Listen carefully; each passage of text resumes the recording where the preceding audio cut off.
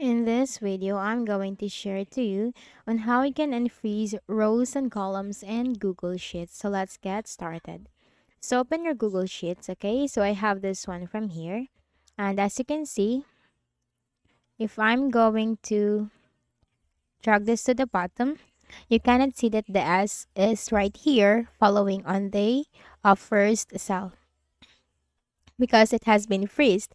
So what can we do in order to unfreeze it? Simply click on the View tab. Here you'll find freeze, simply choose no rows, okay? Or simply choose no columns. And if I'm going to drag this down, all the L's will be copied right here to the row 11, okay?